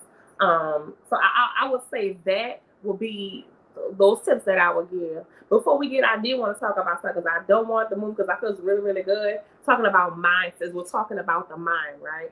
And your mindset and how it can affect your sex life. Thinking about past relationships, things that you have been through and you dealt with, right? bringing that stuff into the new relationship. And by that I mean, since we're talking about what does good sex feel like. You may have had this amazing experience with that person, with somebody else, and you're trying to bring that into the space with your new person because that felt so good, but they cannot give you that feeling that the other person did. Like, we know this, but we are still in spaces where we're trying to create space so we can get that feeling from this person. Then that's unfair to that person, also unfair to you. Because why deny yourself the opportunity to experience something better with somebody else? Mm-hmm. And if not, okay, teach them in a different way where you can have this new experience with them in a way that you enjoy. Something that also me and my pro was talking, like I said, the conversation we were having was talking about, because she considered herself, we joked around when we first met about she was shallow hair. And I was like, well, I said, okay, like to be hobby. Anyway, and we were joking about it, and at one point it's like, okay, so I'm not made up all the time. And at one point she kind of been joking like, yeah, well, makeup, and I think it was like a month or something like that because I wasn't doing shit, and I was like, so we kind of joked about it. And today we were talking about attraction and about these different spaces where you come into a relationship and you meet a person a certain way, and you have this expectation they're supposed to stay this way. We kind of joked about it then. She was like, well, it's like you gain like 500, 800 pounds, something like that, like I'm a good. And I was like, well, that's fucked up. She was like, well, no, I'm not. And even though it was a joke, I said down, I broke it down. I was like, I said, here's the thing. She's like, you would do it to me. I said, no, I wouldn't. I said, because for me, when I'm going to look at, I'm going to say, what has happened, right? And I think in so many relationships, we ignore the fact that there is something that led to this drastic change. Like I said earlier, these small things that were going by, they were minor annoyances, but you didn't notice that these were actual changes leading to this drastic change that you now see. So I'm like I said, I'm gonna look and be like, damn, okay, you was this size, now you're this size. Okay, what has happened in between this time? And now that we're talking about what's happened, okay, only thing that I can offer you is love as you're navigating this space, because I can't love you through it. I can't love you out of it, but I can love you while you're navigating. I can support you while you're navigating. It's because it's your life at the end of the day. I said, so for me, I'm going to sit and ask you what's going on. Okay, what you plan to do about it? Okay, we're going to move forward. Now, if it's becoming too much, then I have to make a decision if I'm going to stay or if I'm going to leave. But I'm not going to leave on the grounds that this drastic change has happened, right? And like I said, I feel like so many people come into relationships with this mindset. And there needs to be a shift. And what is that you're thinking? Not just about what happened and who hurt you. Because, yes, those things happen. But what are we doing to change our minds when we're coming to this new space?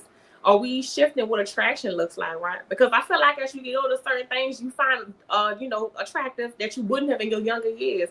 Like certain shit. I used to be a fucking busy body. Oh, my God. I could stand somebody who sat in the house. Now I'm like, oh, my God, you want to cuddle? Shit.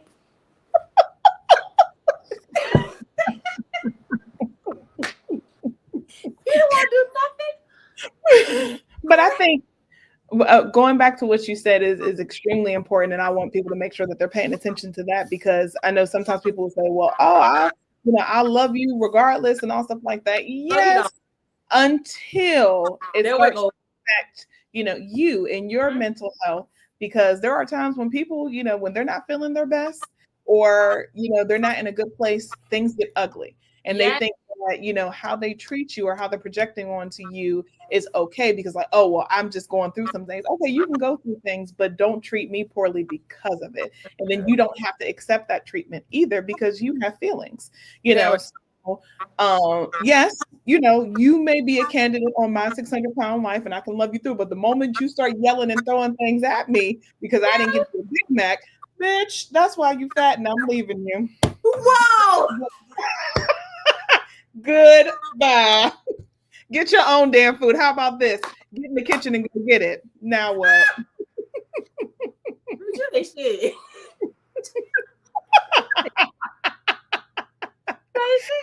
That's what you're not going to do, is hurt my feelings because you mad because you found 157 pounds. And that's fair. But I think also going back to, a question you asked earlier, like how do you take and navigate those spaces? It's for you to realize that, you know what? I have shifted. I may not be where I was, but there is some stuff that I'm noticing. If you used to be able, like, if we're talking, and I don't want to talk about weight because that's a whole nother thing where, because I don't think about here shaming somebody or something like that. So let's just talk about something else, right? Another analogy. Either way it go, but something where, again, like I said, like I to my point, used to love being outside, but all of a sudden, slowly but surely, you are now in the house more and more, but not in a way where it's like, oh, I just don't feel like going anywhere. You're in a dark room all the time. You never have the windows open. You always had the windows open.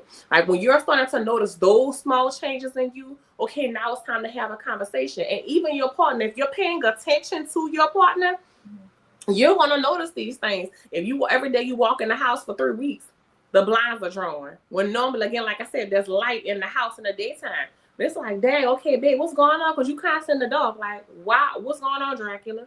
Let's have these conversations. So, like I said, but look, that's what I think about. I think about Dracula. And then a telltale sign for me, like I always say, if my house is an absolute mess and I'm just like there's no light in my house or anything, come get me. If you ain't heard from me in a long time, come get me. Because I can be a hermit. I can cut my phone. As long as I got my kid with me, I don't fuck. Like, oh well, brown and she all right. That's all that matters. Or not a purse, because I got a purse now. I know I'm off the market now. Anyway, so like I said, as long as them two that good, I'm like, oh fuck it. I can call my girls and like, y'all loud, okay, great. Go on my damn day. But again, if you haven't heard from me for a long period of time, you know something wrong. Especially Kendall, for hours.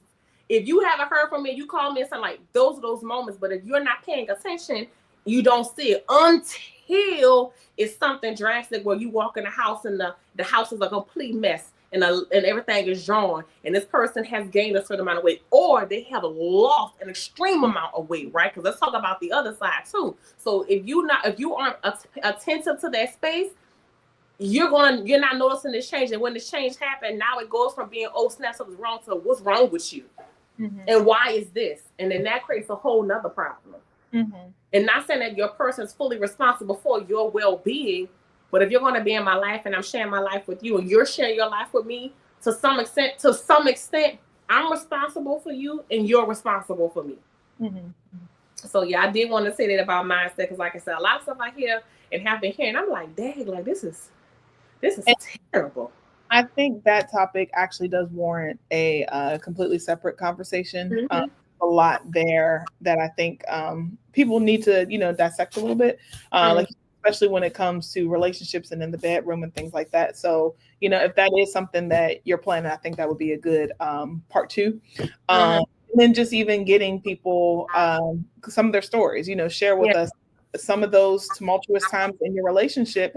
Your partner may have been on the up and you were, and vice versa. And how do you navigate through that to where you can continue to find each other and ensure that, you're still loving on one another, even though times are extremely tough. There's a woman that I know currently that's going through that where, she said that the only reason why her marriage is lasting as long as it is because both of them did not wake up and decide at the same time that they wanted a divorce. Someone has to continue to fight for the relationship and for their family. So if that is something that you're interested in, to continue to why are you laughing? I'm not, and I'm not laughing at the person who it is because I don't know who it is, so I don't want anybody to think that at all. But I'm agreeing with everything you're saying and laughing at my personal experiences because that's the truth. Okay. Because when both people say it's a wrap, then it's a wrap. You know what I'm saying? And the biggest thing to what everybody is saying is communication, and learning how to communicate through the change. If you don't learn how to communicate through the change, you're going to be in trouble because you are expecting a person to kind of know. And then when they hit and miss, it's also going like they throw something at you and then I'm going to try to do this. And meanwhile, you're missing the mark.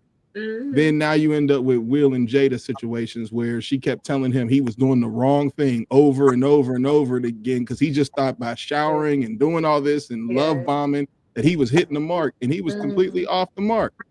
So communicating through the change is the biggest thing, and identifying the fact that your ass need to go talk to somebody and get some help. Trauma is a big thing that we carry around that we choose not to address There's a lot of shit that has happened to us as human beings that is not normal and is not supposed to happen, that we normalize and then carry and travel around like book bags. And then now we choose to make excuses for the trauma and then make it somebody else's responsibility to deal with it.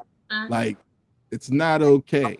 Like, through all this, and I was going to say this before we left, if somebody is expressing this vulnerability to you about being in chronic pain and anything like that, have a heart and not put yourself so much in your feelings that you don't look from another person's lens to realize that this one piece is what you're talking about dealing with, but they have to go through every day of life dealing with this. So it's not that, you know, your feelings aren't valid, but if we can just for a minute at times look from another person's lens about what they're going through, maybe, just maybe, you might find a different level of understanding, which will create a new lane of intimacy that you guys can connect on.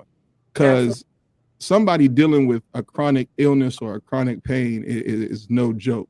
And not saying that, like I said, you know, anybody should dismiss your urges or feelings, but there may be an opportunity to connect on a deeper, intimate level with the proper communications, and then we can get to that. But at this moment in time, you know, be thoughtful.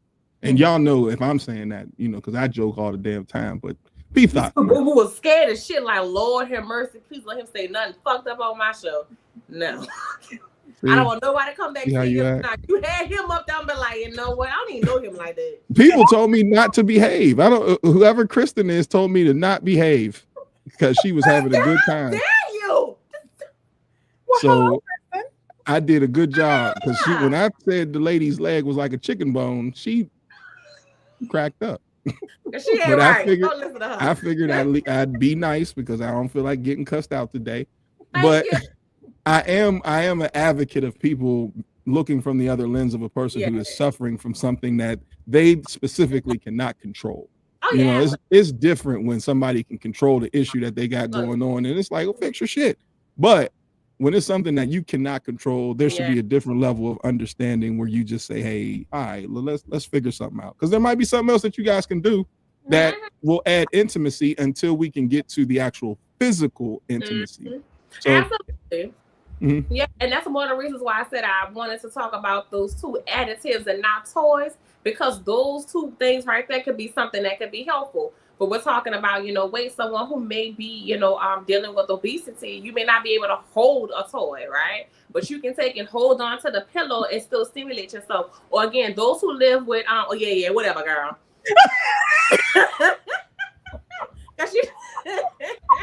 You know, I love your bag, but I'm gonna get you.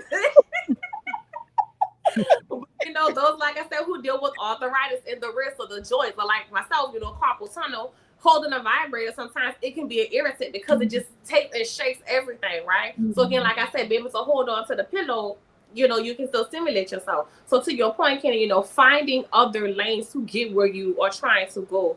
And yeah, you know, again, you know, offering space for the person who is managing this, because you genuinely don't know. And as I talk about Sheena earlier, like, you know, sometimes talking to her, and like I said, to have been the age of 16, and now my baby, she is 43, right?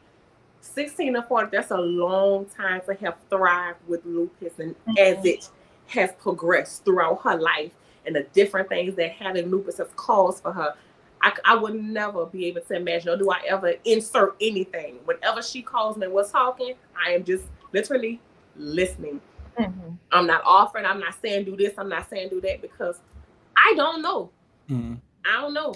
So to your point, yes, like, you don't know. And I think also too, it's going to require us as a society to have a different understanding of what pain is and what illness is, because if you're not slumped over and looking frail or pale, or if there's no physical attribute to not being well, people take and they dismiss your pain. You have to look like you in pain to be in pain, right? So it's going to take us, again, having a mind shift of what that is, because there are some individuals who will literally work through pain and you'll never know that they are dying on the inside, like they are in excruciating pain, because so much of their life they've been told, if they've been dealing with it for so long, just deal with it. You deal with it, just go through it. Yeah. I say that same thing about people who suffer emotionally from pain. Because you can't see it, people be like, oh, well, I don't know what to do. And I always use the analogy, but if I was shot and I can't help myself, you would start to do certain things to try to help. Emotional pain is the same way. You took a hit, boom. I don't know how to vocalize. I don't know what to say. What can I do? I don't specifically know what to tell you, but I just know I'm fucked up right now. And so, something, I need something, but you can't put words to it. And so it's like I said, it's very important to look from that lens, and not be an asshole. And I don't want to specifically say men, I'm just going to say people, but as coming from a man, at times we do have to do better with taking stuff like that into consideration. Like, come on, man, you can, oh no, it's not sit just your ass down for a minute. Yeah, it's not on the male side. And I think I offer a different perspective being a woman who loves women. It happens on the other side as well, and far more than people realize, because women tend to be more secretive when they're going through things in their relationship, especially in female and female relationships. Like they tend to be a little more secretive. Like a lot of people don't realize the statistics in domestic abuse, right? In these relationships. So I've known many women who've dealt with chronic pain, who are women who love women, and their person would minimize their pain or tell them to do this just because, or go over here, or you know what, just leave them in spaces, right? So like I said, I get what you're saying, yes, for men, but I definitely do want to offer that other perspective too as well. Like it happens so often. I've had yes. You know what? Thank you for sharing that. Thank you for sharing that, because that in itself, epilepsy in itself it's a scary thing, especially for an individual witnessing it. My sister, she is epileptic, and thank God she has not had an episode in quite a few years.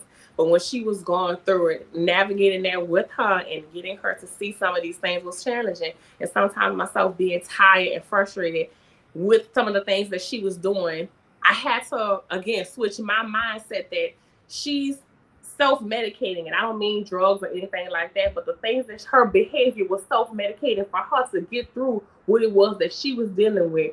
And the minute I had that mind switch, I realized that I'm frustrated, I'm annoyed, but I'm going to have to understand this differently, because she's dealing with this in a way that I'll never be able to understand, right? So like I said, to your point, Kenny, it's just definitely, we're going to have a mind shift as a society on what health is. And I really do believe, because of everything that we're dealing with right now, we're on the verge of it. We're really on the verge of it. You better open your damn mouth in these next 4 years and talk about what's going on. I'm howling super loud. Nope, ain't dealing with it. You better say something. Help, shit's real out here. Help, damn it. Yes, Eric, we're gonna need community fund. We're gonna need the help, the shamans and shit in a second. Somebody gonna give me a damn fucking voodoo priestess that's something.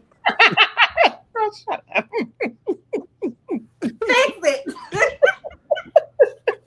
Well, please let everyone know how they can get in contact with you if they have questions, because like I said, this is a very broad topic that a lot of questions can stem from. So if they have any questions, where can they ask them? How can they follow you? Where can they get more of you? Oh my goodness, y'all won't want me. I know you do. You can't help yourself. Anyway, to find me Instagram _sexy_education. Same thing with TikTok. Email contact is sexeducation17@gmail. Those are the only spaces I have right now. I don't intend to get X or anything like that. That's just far too much. Other than that, if you do have questions, please reach out. Please. I'm never judgmental.